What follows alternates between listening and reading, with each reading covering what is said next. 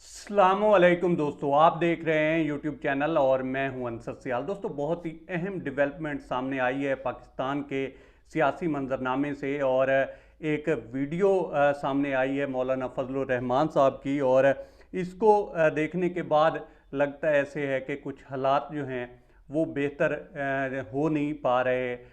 मौजूदा जो सेटअप है, जिस तरह से भी उसको अरेंज करके सारा कुछ दिया गया है, उस हवाले से ये वीडियो मैं आपको दिखाने जा रहा हूँ। आपने ये वीडियो देखनी है दोस्तों, और इसके एक एक हर्फ पे आपने गौर करना है कि किस तरह से जो है मौलाना साहब जो हैं वो डेस्परेट लग रहे हैं। और उसके बाद बात होगी जरदारी साहब ने क्या गेम खेली है इस पूरे खेल में, और किस तरह से जो है सबसे ज़्यादा फ़ायदा पीपल्स पार्टी को होने जा रहा है। इसके अलावा दोस्तों एंड पे बात करेंगे कल हमारे जो आर्मी चीफ हैं जनरल कमर जवेद बाजवा साहब, उनकी कुछ रिटायर्ड ऑफिसर्स से बात हुई है और इस हवाले से भी काफ़ी कुछ सुनने को मिल रहा है कि इलेक्शंस कब होने जा रहे हैं, और इसमें कुछ गिले शिकवे भी नज़र आए, तो उस पर भी बात होगी। लेकिन पहले जो है आप ये वीडियो देखिए मौलाना फजलुर रहमान साहब की कि जिसमें वो शिकवा कना हैं और कुछ जो है तस्वीर इस तरह की खींच रहे हैं जिससे अभी से लगना शुरू हो गया है कि ये हुकूमत जो है वो शायद ज़्यादा देर चल ना पाए। ये सुनिए दोस्तों कि वो कहते क्या हैं, ये देखिए। अभी जो नई हुकूमत बनी है, जाहिर है कि वो 1 साल के लिए है, ज्यादा से ज्यादा, वो भी ज्यादा से ज्यादा। लेकिन इस हुकूमत के अंदर जमीयत उलमा इस्लाम का अपना वजूद है, अपना तशख्खुस है, अपना मौक़िफ़ है, और हम उनसे ये कह रहे हैं कि हमें अब भी फौरी तौर पर इलेक्शन चाहिए। चाहे वो चला गया, उसको हमने रुख्सत कर दिया, फिर भी कौम को वो अमानत वापस करना हमारी जिम्मेदारी है जिसके लिए हमने जदोजहद की है।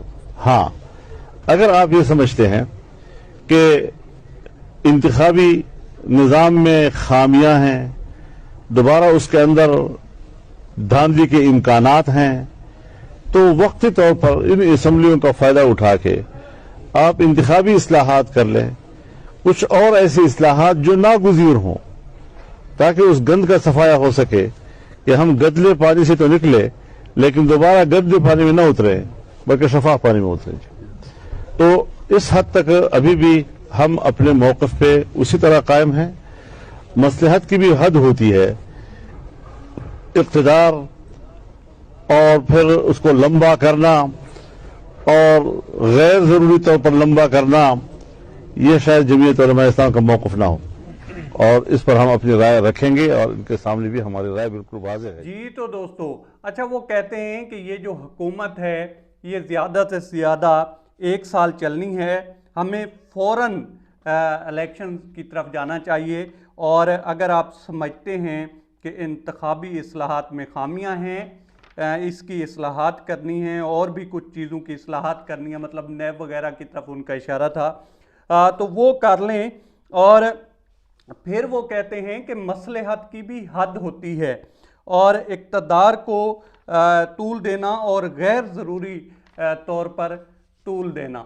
अच्छा, इसमें गेम क्या हुई है? गेम ये हुई है दोस्तों कि मौलाना फजलुर रहमान साहब को ये ख्वाब दिखाए गए थे कि जनाब आप हमारे साथ चलें, तो यूं ही इमरान खान साहब और इनकी गवर्नमेंट जो है ये जाएगी, इसको हम चलता करेंगे, उसके बाद आपको सदारत की कुर्सी मिलेगी।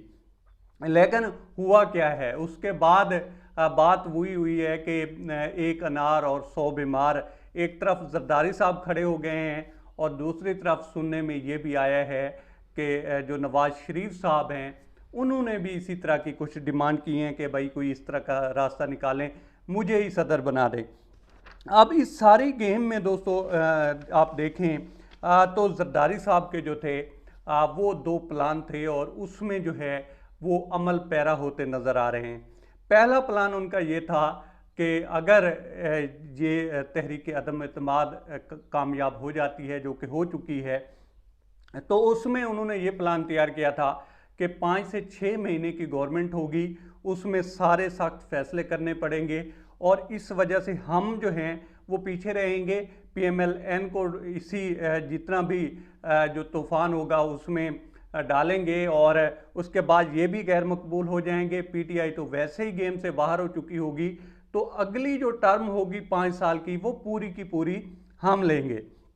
खैर, इसी के चलते जब इमरान खान साहब ने दूसरी तरफ जलसे शुरू किए हैं और ये सारा जो है उन्होंने एक पूरे का पूरा नैरेटिव बिल्ड किया, तो अब उनको ये लग रहा है कि हो सकता है कि अगले इलेक्शन में फिर इमरान खान साहब आ जाएं। तो अब वो इस कोशिश में हैं कि जितना ज़्यादा हो सकता है डेंट डाला जाए PMLN को। उसमें वो कर क्या रहे हैं? उसमें वो ये कर रहे हैं कि सामने आ भी नहीं रहे और छुप भी नहीं रहे, और जो अहम वजारतें हैं दोस्तों, उनकी वो जानबूझकर डिमांड कर रहे हैं कि ये PMLN जो है वो ना दे पाए, और उसके बाद होगा ये कि इनके ऊपर ही हम इल्ज़ाम लगाएंगे और इनको गंदा करेंगे जितना हो सकेगा। क्योंकि देखें ना, 6-7 दिन तो हो गए, अभी तक तो शहबाज शरीफ साहब की जो है कैबिनेट ही नहीं मुकम्मल हो पाई। तो इसमें सबसे ज़्यादा जो मायूस होते नज़र आ रहे हैं वो नज़र आ रहे हैं मौलाना फजलुर रहमान साहब। अब जो PMLN है उसके साथ तो जो हाथ हुआ है सो हुआ है, साथ साथ मौलाना फजलुर रहमान साहब के साथ भी जो है बहुत बड़ा हाथ हो गया है, और इसीलिए अब जो हैं वो 2-3 दिन जो हैं पस मंज़र में चले गए, और उसके बाद अब सामने आना शुरू हुए हैं और वो कह रहे हैं कि जनाब ये क्या कर दिया, आप जल्दी इलेक्शन करवाएं। उनका मतलब ये है कि आप अपने इक़्तिदार को तूल देना चाहते हैं और ये हम नहीं चाहते। तो लगता है ऐसे है कि मौलाना फजलुर रहमान साहब जो हैं इस पूरी गेम में इस्तेमाल हो गए हैं।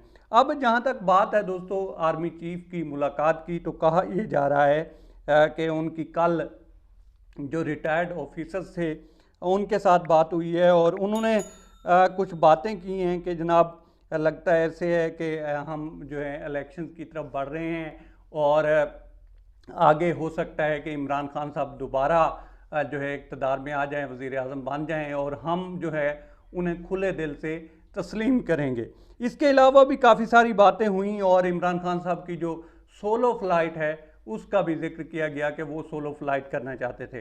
अब देखें, इमरान खान साहब ने जब भी सोलो फ्लाइट की है तो भाई वो कामयाब हुए हैं, इसलिए वो करना चाह रहे थे। अब 92 के वर्ल्ड कप में अगर कोई उसे कहता कि जनाब आप जो है इंज़माम को शामिल ना करें, और इस के लिए कहा भी गया कि आप इंज़माम को ना साथ लेकर जाएं, लेकिन उन्होंने सोलो फ्लाइट की, लड़ाई की, और उसमें एक सिलेक्टर जो है वो रिज़ाइन कर गया।